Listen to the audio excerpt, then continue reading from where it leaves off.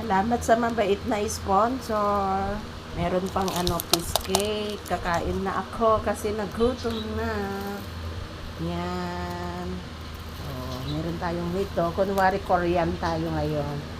At syempre itong pipino na to, pinabili ko kay Punso kasi pumasok sa trabaho. Ako, pahinga bebe muna ako ngayon sa bahay. Kain-kain, tulog-tulog lang. This time kakain na naman ako dahil nagugutom. Yan. So, salamat po sa mabait nating sponsor ng mga Korean, products. Sarap.